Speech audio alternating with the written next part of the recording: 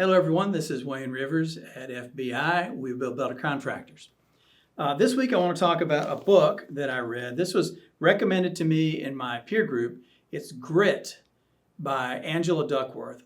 This book has lots of acclaim, New York Times bestseller, recommended by my peer group. I mean, it was just considered a phenomenal book. I'll let you know at the end whether or not I recommend it for you. But in the meantime, it does have some important messages. Now, why is this important to you? Here's an example. She talks about the United States Military Academy at West Point. They get 14,000 applicants, and they only select 1,200. Less than 10% of those applicants get in.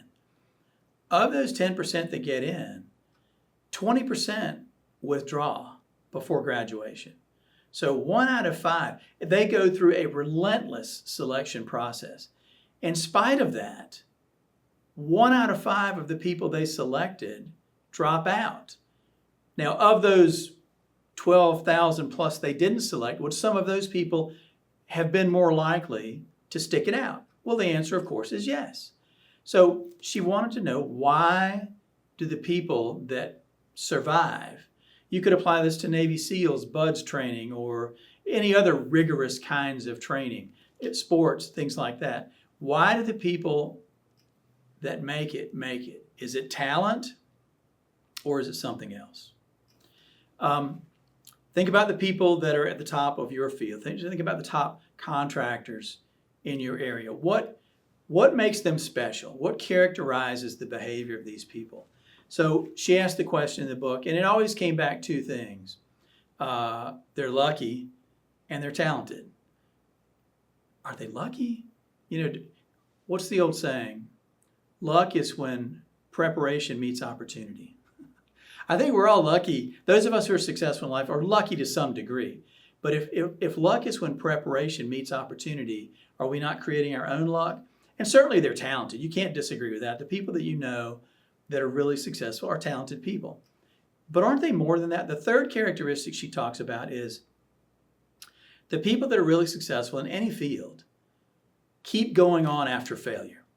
And that's what they talk about. That's what she characterizes as grit. Why do they keep going?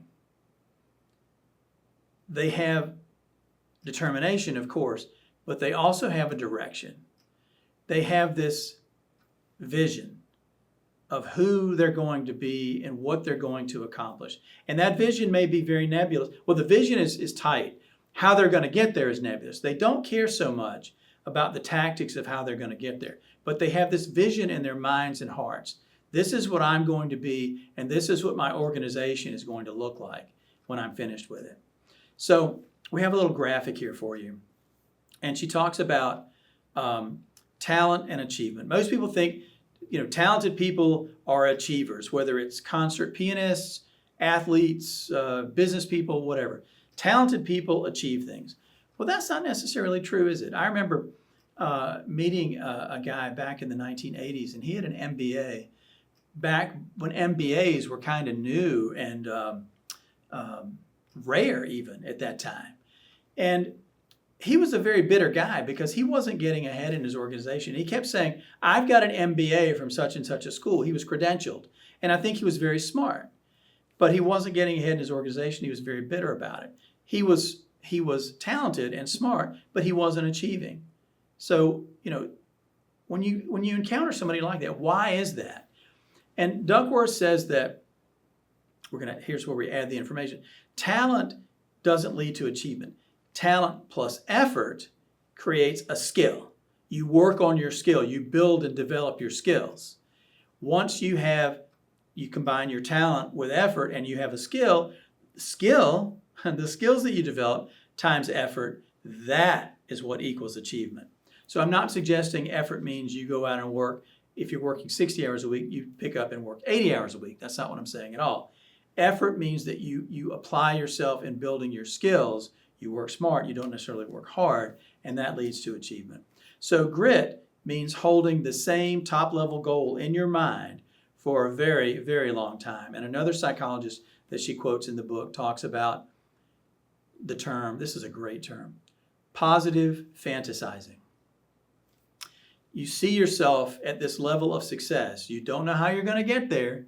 You don't know what it's going to take exactly, but you have this vision, this positive fantasy of where you're going to be, and you hold that in your mind for a very, very long period of time. Warren Buffett was talking to his pilots. He quotes him in the book. And he said, surely you have aspirations bigger than just flying Warren Buffett around the country all the time. And the guy said he did. And Buffett said, okay, this is what you do then. You sit down and you think, and you write down your top 25 goals. And then you go back and you circle the top 5 goals. And then you reread those other 20. Reread them and commit them to your mind and heart. Because the 20 that you didn't select are going to be the barriers to getting to the 5 that you did select. Those shiny objects, those misdirections, those things that vie for your attention and your time, those are the things that hold people back from achieving their long-term goals. It really takes a singular focus, okay? Successful people have to decide what not to do. They have to decide what to stop doing in order to really achieve their long-term goals. Now, do I recommend this book? I'm going to say no. I think it's a great book. Well, it's a good book.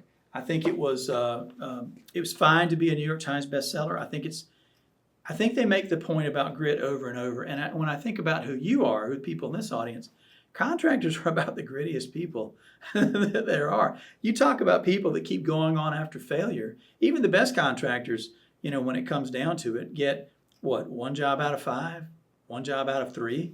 So you fail upwards. You fail more than you win. And Calvin Coolidge said this so long ago, before Angela Duckworth was even born. Calvin Coolidge said, nothing in this world can take the place of persistence. Talent will not. Nothing is more common than unsuccessful men with talent. Genius will not.